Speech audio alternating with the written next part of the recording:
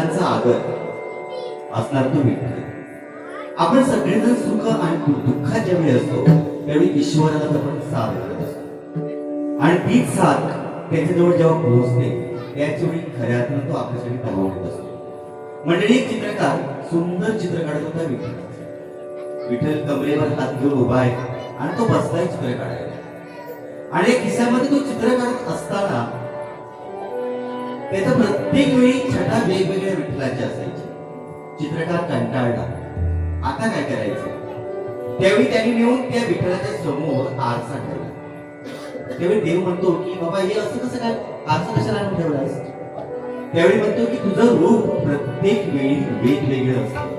त्यावेळी माझ्या मनाची तृप्ती होत नाही, माझे चित्र पूर्ण होत नाही, म्हणून तुझं चित्र हे या आरशामध्येच म्हणजे प्रत्येकाच्या हृदयात असणारं हे वेगवेगळं तुझं चित्र.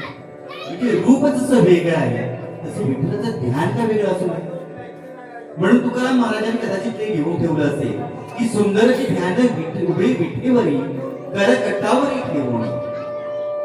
ते विठ्ठलाचं रूप पाहिल्यानंतर आपल्या ध्यानाची कल्पना काय असेल. आणि हेच ध्यान जसं तुम्ही या कार्यक्रमाकडे लावून द्या. बुवाने म्हटलं की सातत्याने होणाऱ्या वातावरणातील बदल आणि या बदलामुळे होणारा आवाजावर परिणाम, पण परिणाम नसून तुमच्या सगळ्यांसाठी ही सेवा होती म्हणून जोरदार टाळ्या मिळेल तुमच्याकडून. तर एक मशवरा आहे की बेहतर से बेहतर करने की तलाश करो. बेहतर से बेहतर की तलाश करो, मिल जाए नदी तो समंदर की तलाश करो. बेहतर से बेहतर की तलाश करो, मिल जाए नदी तो समंदर की तलाश करो. टूट जाए शीशा ऐसे पत्थर की तलाश करो. टूट जाए पत्थर ऐसे शीशे की तलाश करो. टूट जाए पत्थर ऐसे शीशे की तलाश करो. असाच कार्यक्रमात स्वरूपाबरोबरच आपण ध्यानाच्या अभंगाकडे वळू. सुंदर आवाजाच्या स्वरूपात ध्यानाचा